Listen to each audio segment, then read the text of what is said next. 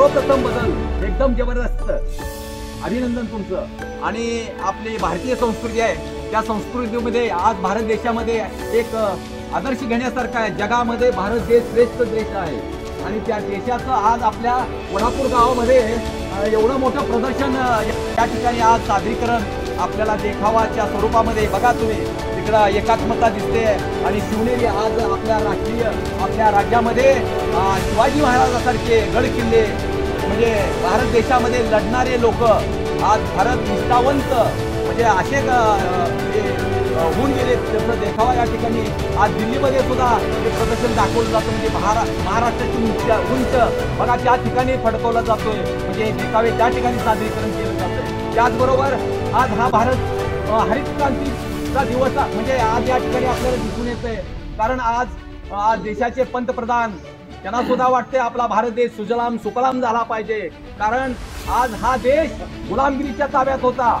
या देशावर इंग्रजांचं राज्य होतं, पोर्तुगालचं राज, फ्रेंच, डच आणि निजामशाही आदिलशाहीचं राज्य होतं आणि त्या जोखंडातून मुक्त करण्यासाठी आपल्या हुतात्म्यांनी प्राणाची आहुती दिली, रक्त सांडलं आणि या भारताला स्वातंत्र्य मिळालं। आणि आज हा प्रजासत्ताक दिवस, प्रजेला स्वातंत्र्य, प्रजासत्ताक प्रजेचा हा देश निर्माण केला कुणी?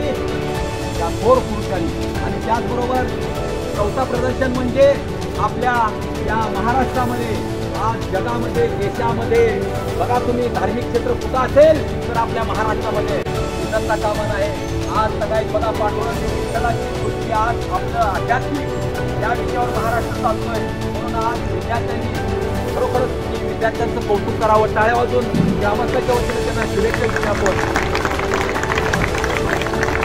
आणि मला सांगायचं आहे याचं श्रेय म्हणावं तरी ठीक आहे, आम्ही मुलांना तरी कौतुक केलेच, परंतु आज संस्थापक आमचे निघून गेलेत तात्या अजूनही आठवणीत आहेत। सुरुवातीला ही संस्था उभा केली पण तात्या मला कधीच सोडलं नाही आणि तात्यासारखे समाजसेवक कर्मयोगी आज आपल्या या वडापूर सारख्या या गावामधून आज असे कर्मयोगी खरोखरच ते आज नाहीत आमच्यातून, पण वर बसून स्वर्गीय तिथून बसून आमचं काहीतरी लेखाजोखा त्यांच्या आत्म्याला शांती लागण्यासाठी आज त्यांचे सुपुत्र सचिव दर्शनजी वागचोरे यांनी खरोखरच बदल चांगल्या पद्धतीने केला, त्यांचं या ठिकाणी आणि शिक्षकाचंही टाळ्या वाजून स्वागत करतोय मी।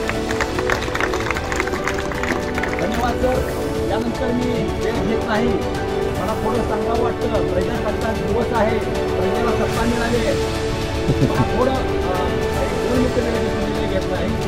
ही संस्था स्थापन केली, ही संस्था असू द्या, भलं ग्रामपंचायत संस्था असू द्या, हायस्कूल असू द्या, गव्हर्नमेंटचा असू द्या, खाजगी असू द्या, साखर कारखाने एक संस्था आहे, वडापूर एक संस्था आहे किंवा आपले कुटुंबाची एक संस्था आहे, जबाबदारी आपली त्यामध्ये आज भारताला स्वातंत्र्य मिळालं, प्रजेला सत्ता मिळाली। ही संस्था चालू करण्यासाठी त्या ठिकाणी पारदर्शकता म्हणजे एक कायद्याच्या चौकटीमध्ये राहून हे सर्व करायचं असतं।